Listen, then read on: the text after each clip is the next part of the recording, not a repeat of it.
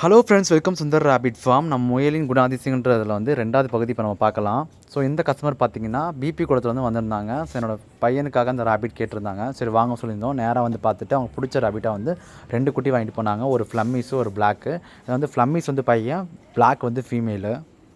So உங்களுக்கு முயல் வேணும்னா ஸ்க்ரீனில் தெரியிற நம்பருக்கு வந்து பார்த்தீங்கன்னா நீங்கள் மெசேஜ் பண்ணுங்கள், எந்த ஊருன்னு சொல்லுங்கள். ஸோ உங்களுக்கு எத்தனை பேர் என்ன வேணும்னு சொல்லுங்கள். அந்த டைமில் என்ன ரேபிட் இருக்கோ நீங்கள் அதை புக் பண்ணி வாங்கிக்கலாம்.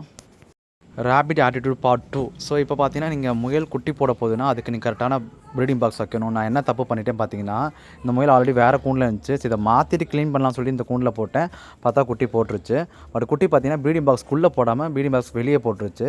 ஸோ நீங்கள் ஒரு முயல் மேட் பண்ணுறீங்கன்னா அதை நீங்கள் நோட் பண்ணி வச்சுட்டு 30 நாள் குட்டி போட போகுதுன்னா 25ஆம் நாளே பாக்ஸ் வச்சுருங்க. அப்போ தான் அந்த பாக்ஸ் பழகி அதிலே குட்டி போட்டுரும். ஸோ குட்டிகளை வந்து கூண்டுக்கு வெளியே போடலாம் என்னென்னு பார்த்தீங்கன்னா குட்டி இழப்பு நமக்கு ஏற்படும். குட்டிகள் எல்லாமே பால் குடிக்காமல் போயிடும். ஸோ ஒரு பாக்ஸுக்குள்ளே முயல் குட்டி போடும்போது எல்லா குட்டிகளும் குட்டிகள் போட்ட உடனே பால் குடிக்க ஆரம்பிச்சிடும் அம்மா கிட்ட. ஸோ இந்த மாதிரி ஸ்ப்ரெட் ஆகும்போது குட்டிகள் அங்கே இங்கே இருக்கும்போது குதிக்கும் போது குட்டிகள் இறக்கிறதுக்கு அதிக வாய்ப்பு இருக்குது. ஸோ இந்த தப்பை மட்டும் நீங்கள் பண்ணாதீங்க. ஸோ முயல் இப்போ குட்டி போட்டுருக்கனால நான் எந்த டிஸ்டர்பும் பண்ணல. குட்டி போட்டு முடிக்கணும்னு சொல்லி வெயிட் பண்ணேன். அது சாப்பிட்டுட்டு இருக்குது பார்த்தீங்கன்னா குட்டிகளோட நஞ்சை தான் சாப்பிட்டுட்டு. ஸோ எல்லா குட்டிக்கும் பார்த்தீங்கன்னா கூண்டுக்கு வெளியே இருக்குது. ஸோ இந்த முயல் வந்து பார்த்திங்கன்னா ஒரு 3 அடி மேலே ஹைட்டில் வச்சுருப்பேன். அதனால் கோழிகளால் அந்த குட்டிகள் சாப்பிட வாய்ப்பு இல்லை. பட் கீழே வச்சுருந்தா கோழி வளர்க்குறவங்க தான் இந்த பிரச்சனை ஏற்பட கண்டிப்பாக நிறைய வாய்ப்பு இருக்குது. ஸோ இந்த முயல் எத்தனை குட்டி போட்டுச்சுன்றதை நான் அடுத்த வீடியோவில் உங்களை அப்டேட் பண்ணுறேன். நீங்கள் கண்டிப்பாக ரெகுலராக ஃபாலோ பண்ணுங்கள். சில முயல்கள் முதல் ஈத்து போடும்போது கூண்டுக்கு வெளியே போட்டுரும். ஸோ அந்த முயல் அடுத்து ஈத்து போடும்போது சரியாயிரும். சில முயலுக்கு சரியான ப்ராப்பர் இல்லை, அந்த இடம் ரொம்ப டென்ஷனாக இருக்குது, அந்த இடம் ரொம்ப பரபரப்பாக இருக்குன்றனா இந்த மாதிரி வெளியேவும் போட வாய்ப்பு இருக்குது. இது மாதிரி நிறைய நுணுக்கமான விஷயங்கள் நான் சொல்கிறேன். கண்டிப்பாக நம்ம சேனல் ஃபாலோ பண்ணி வச்சுக்கோங்க, சப்ஸ்கிரைப் பண்ணி வச்சுக்கோங்க. இந்த இதில் பார்த்தீங்கன்னா 8 பன்னி பார்த்தீங்கன்னா நாமக்கலுக்கு புக் பண்ணியிருந்தாங்க போன மாதம். ஸோ அவங்களுக்கு வந்து இந்த மாதம் வந்து நம்ம டெலிவரி பண்ணுறோம்.